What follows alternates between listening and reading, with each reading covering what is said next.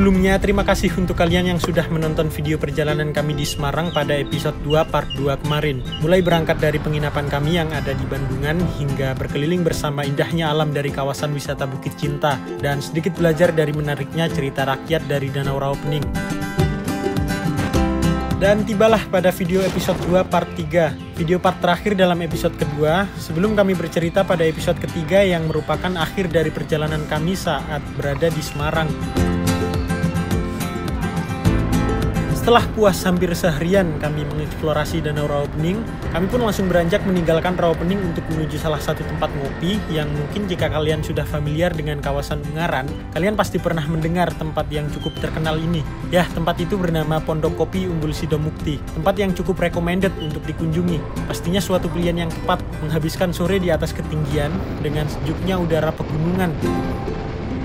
Jarak dari Bukit Cinta Rawapening untuk menuju Pondok Kopi bisa dibilang lumayan jauh, kurang lebih sekitar 18 km dengan waktu tempuh lebih dari setengah jam perjalanan. Ya sebenarnya gak jauh-jauh banget sih, mungkin karena jalanan pegunungan nih kali ya. Banyak tanjakan dan turunan bikin perjalanan kerasa agak sedikit jauh. Jika kalian lihat di video ini, jalanan menuju Pondok Kopi memang 11-12 dengan jalanan yang kita lewati saat kita berangkat dari hotel menuju Bukit Cinta Rawapening. Karena memang Pondok Kopi berlokasi tidak terlalu jauh dari hotel tempat kami menginap.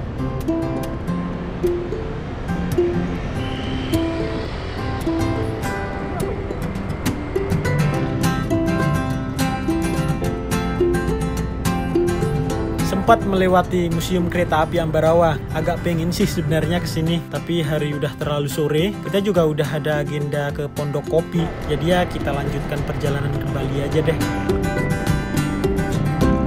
Jalanan di sini emang sejuk banget, rasa betah aja kalau motoran sore-sore di tempat kayak gini. Dan tak lama kemudian akhirnya kita sampai di jalanan yang bisa dibilang terus menanjak sampai kita sampai di Pondok Kopi Umbul Sidomukti. Beneran deh, jalanan ini gak bakal ada habisnya buat terus menanjak. Walaupun tanjakannya cukup bervariasi sih. Ada yang memang landai dan ada juga yang cukup terjal. Apalagi kalau nanti udah mau sampai di Pondok Kopi, baru kalian ngerasain tanjakan yang bisa dibilang sangat terjal. Nanti lihat aja deh. Jadi ini adalah kunjungan kedua kami di Pondok Kopi. Saya masih ingat dulu waktu kunjungan pertama di sekitar tahun 2017 atau enggak 2018an lah. Motor sewaan kami benar-benar kesusahan waktu itu untuk dipakai menanjak. Hampir selalu mundur ketika menemui tanjakan yang terjal. Salah satu dari kami, entah saya atau Liza, pasti gantian untuk turun dari motor guna mengurangi berat dari beban di motor. Hingga perlu waktu yang tidak sebentar untuk sampai di Pondok Kopi. Jadi belajar dari pengalaman yang sebelumnya. Kita kemarin sempat mikir kalau emang dapat motor yang kurang sehat, mending nggak usah ke Pondok Kopi aja. Tapi alhamdulillah sekarang kita dapat motor yang bisa dibilang cukup sehat sih. Dan akhirnya kita putuskan saja untuk pergi ke Pondok Kopi.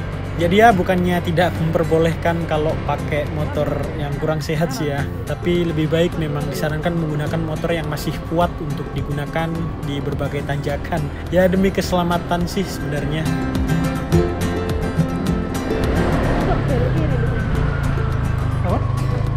Oh, jangan ikuti Google Maps, lurus. Oh, ya? Iya.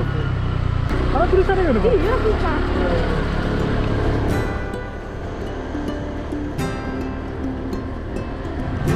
Tapi Google Maps milu ya, Pak Dewi? Iya. Oh iya. Tapi biar nak jalanan metu nih sih. Iya. Kayak ini mungkin ada komplainan tekan wong kampung gitu. Terus di kampung ngelewat lagi. Soalnya biar kan lewat kampung-kampung. Enggak, awak Dewi nyopo arek cilik-cilik lho. Sekolah nang kene.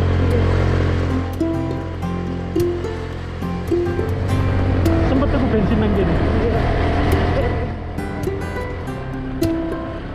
Wow.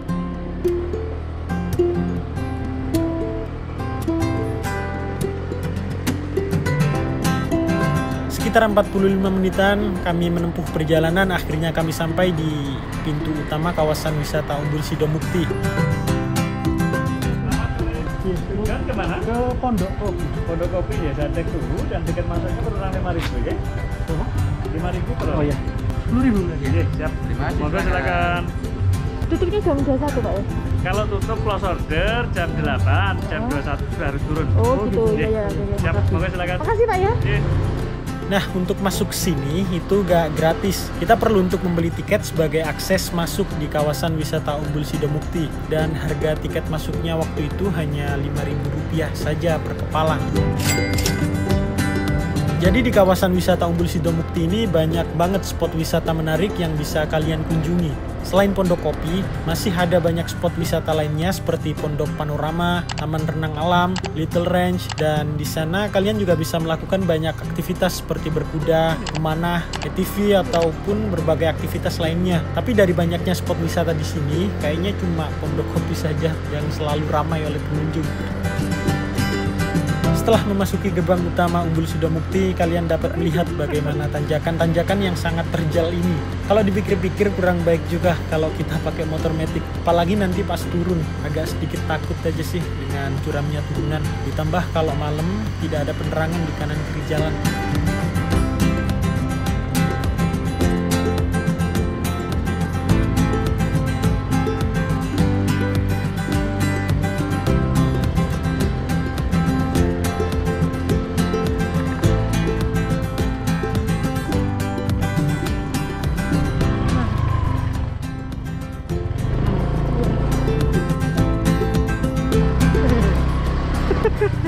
Iya kan ini? Iya sih, aku oleng. Iya gak sih? Iya.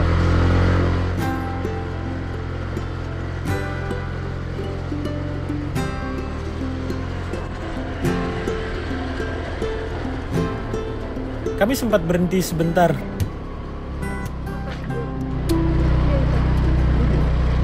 Parkir gini?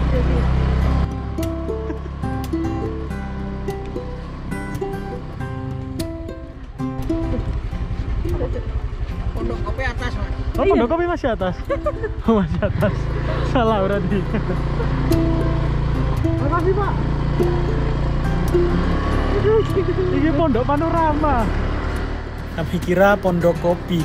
Ternyata kami berhenti di Pondok Panorama dan Pondok Kopi masih harus ke atas lagi. Oh, itu lho tulisannya. Itu Pondok Kopi. Masuk bener.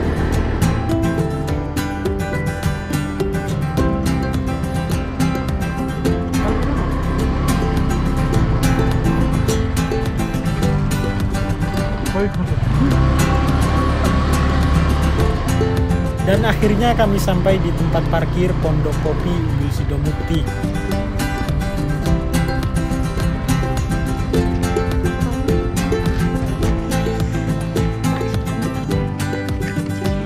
Setelah memarkir motor, kami langsung berjalan menuju Pondok Kopi.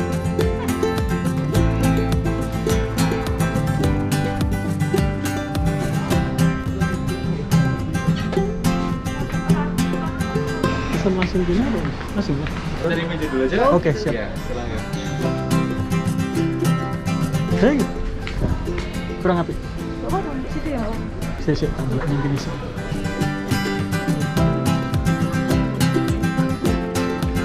Sana. Paling lebih atas. Kalian bisa melihat bagaimana tatanan dan desain eksterior dari Pondok Kopi yang sangat cantik ini. Dengan latar belakang pemandangan pegunungan dan dataran tinggi, ditambah dengan suhu yang bisa dibilang adem banget. Beneran ini udah gak sejuk lagi, tapi dingin. Ya gak dingin bagaimana, tempat ini berada di ketinggian 1200 meter di atas permukaan laut.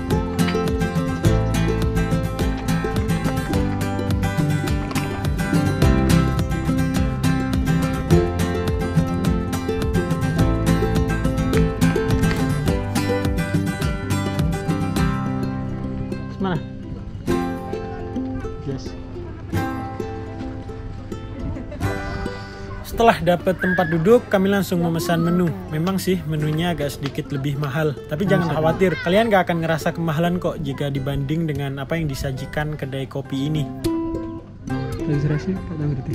Kayak mana sih makanan khas Bandungan? Iya sih. Tahu serasinya, Pak? Kalau tahu serasi itu kayak gimana, Pak? Tahu serasi itu kayak tahu putih padat, cuma nanti digoreng ada paduannya sambal kecap. Oh, Kayak tahu padat putih gitu. Mbak dicocolin sama kecap itu aja. Apa makannya? Anu nih? Aku sih pengen tempe mendoan. Ya udah, tempe mendoan. Oh, iya. Tahu serasi Jadi jus melon, iya jus melon ya. Iya, Terus sama tempe mendoannya satu, sama apa lagi? terus wedang jahe. Wedang jahe yang hot. Iya yang hot. Udah itu ada sebentar. Terus saya ulang lagi ya. Iya. Wedang jahe hotnya satu, terus melonnya satu, sama tempe mendoannya satu. Iya. Mohon maaf ya kak, ya untuk pembayarannya di awal langsung ke kasir aja. Oke. Kasirnya yang di lantai 2 silakan. Oh langsung kasir. Oke. Kami memesan jus melon dengan harga 20.000, kemudian wedang jahe seharga 16.000 dan tempe mendoan dengan harga 16.000 juga. Tapi gak tahu juga sih tempe mendoannya dapat berapa biji. Jadi tunggu aja nanti kalau menunya udah diantar ke sini.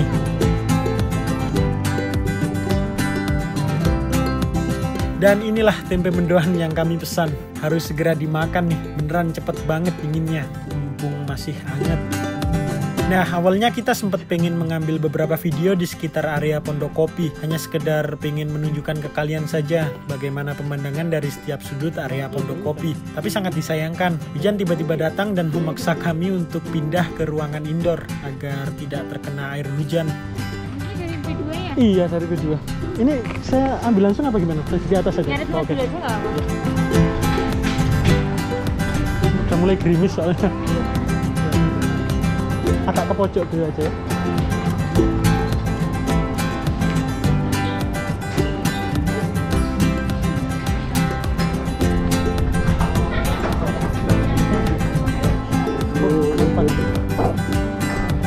Sini, nggak apa-apa.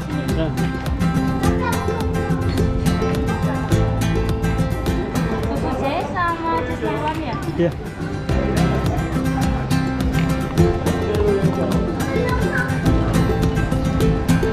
Saya bubuk ternyata. Saya asli. Rasanya kok. Udah nang iki jus bu. Semoga di ya. Hujan guys. Kalian bisa mendengar bagaimana suara hujan yang sangat lebat membuat kita terpaksa hanya bisa duduk di tempat yang kami tempati ini. Sekitar 2-3 jaman lah kami berada di tempat ini, menunggu hujan sampai matahari benar-benar tenggelam. Untung aja ada kucing yang mau nemenin dan terus berada di bawah kami menunggu hujan sampai benar-benar reda.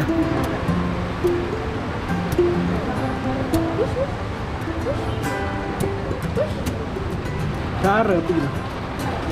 Kulite sampean. Karep kulite. Jaluk tempe ini.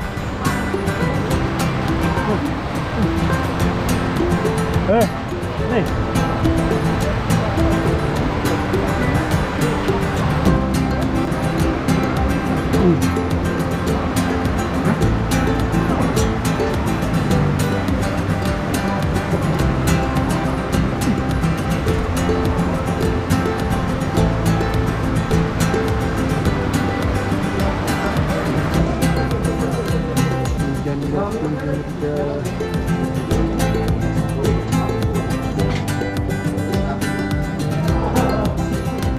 Ketika hari sudah gelap dan hujan sudah mulai reda, kami bergegas balik ke hotel. Suhu dingin menjadi alasan kami untuk cepet-cepet balik. Beneran mulai gak kuat sama dingin di Pondok Kopi. Sempet kaget kok helm di motor tiba-tiba hilang ya. Sik tata kok. Kemudian kami bertanya sama petugas tempat, ternyata memang helmnya diamanin sama petugas agar tidak basah kehujanan. Mas, tadi helmnya di sini ya? Sama mas, Oh nggih, matur nuwun sangat Mas. parkirnya 3.000, Nggih. helmnya mau nggak saya kasih. Amit, iki Mas nggih. Dan kemudian kami langsung bergegas balik dan turun dari kawasan Umbul Sidomukti. Nah, waktu itu kami ingin mencari makan malam karena memang perut udah mulai lapar. Tapi spontan aja tiba-tiba pengen nyobain tahu serasi yang katanya memang tahu itu adalah makanan khas dari Kecamatan Bandungan.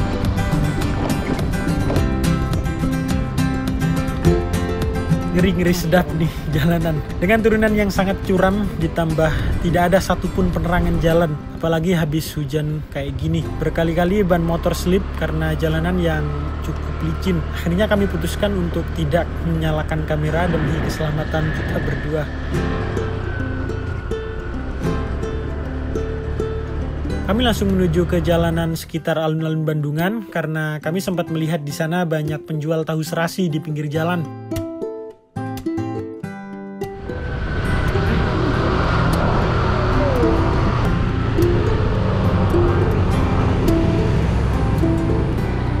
Dan akhirnya kami sampai di salah satu penjual tahu serasi.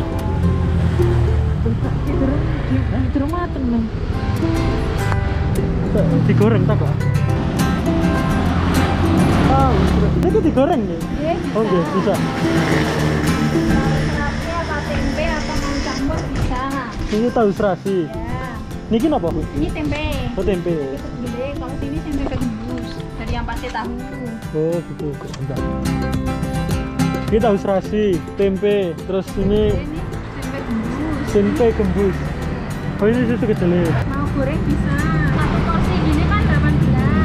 Sampai pengen campur ini Sumano sama tempe Sumano nanti harganya sama 18. Oh, nggih.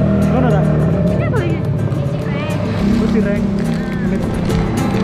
Niki nasi nopo, Bu? Ini nasi rames. Oh, nasi rames. Berapaan? 7.000-an. Oh, 7.000-an. Gak pengen nasi ya? Enggak sih, aku tahu aja. Sama tempenya enggak. Ini kalau 1.18, tapi kalau di mix. Oh enggak, 18.000 itu di mix. Oh, Setengah. Setengah. Ya, saja ya. Minumnya mau apa? Kali ini kis tunggal, Bu. Minumnya Ya, ada sama itu. susu kedelai panas nggih. Manis sama Manis. Nah, sendoknya wonten. Kami memesan satu porsi tahu serasi dan kami minta campur dengan tempe dengan harga Rp18.000. Kemudian susu kedelai dengan harga Rp6.000 per gelasnya dan nasi rames satu bungkus karena saya ngerasa camilan aja gak cukup buat makan. Biasalah orang Indonesia gak dihitung makan kalau belum pakai nasi. Oh, sama sendok dengan selesai. aneh. Kelaparan aku.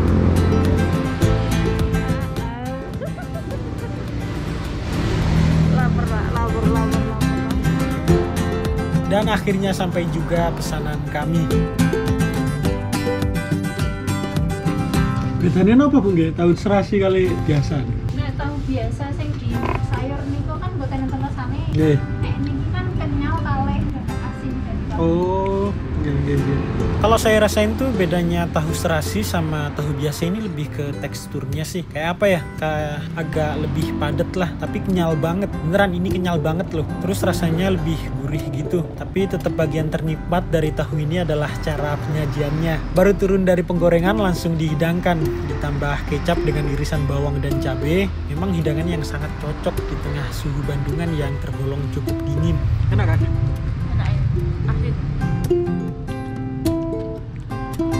Setelah kami merasa kenyang, kami langsung membayar pesanan kami. 37.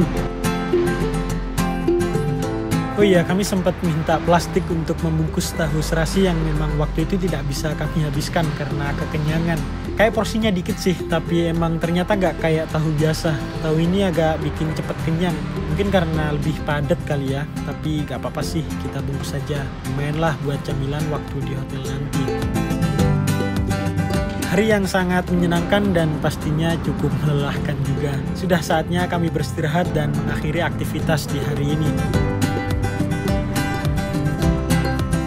Kami bergegas kembali ke hotel dan beristirahat untuk menyimpan tenaga agar besok pagi kita tidak terlalu kesiangan untuk kembali ke kota Semarang. Karena besok kami sudah harus pulang dan menyudahi serangkaian perjalanan kami di kabupaten dan pastinya kota Semarang juga.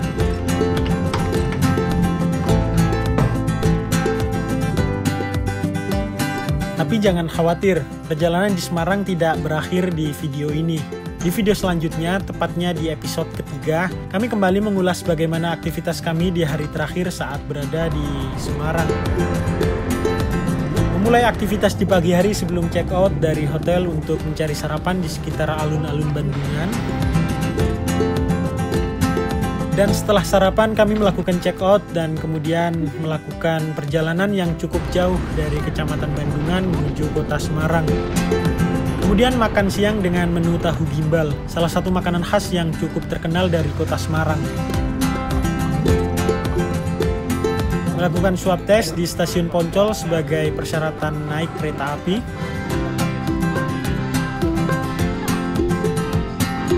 kemudian mencoba untuk naik BRT, salah satu moda transportasi umum yang ada di Semarang dengan tarif yang tergolong sangat murah. Setelah itu menghabiskan hari di kawasan Kota Lama Semarang.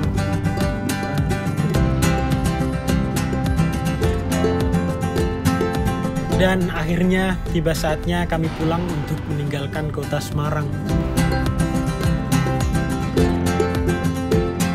Jadi tetap ditunggu ya video episode ketiga. Semoga banyak waktu luang agar kami bisa segera edit dan upload video episode ketiga. Dan akhir kata, kami sangat berharap semoga kalian bisa menikmati video dari kami. Terima kasih.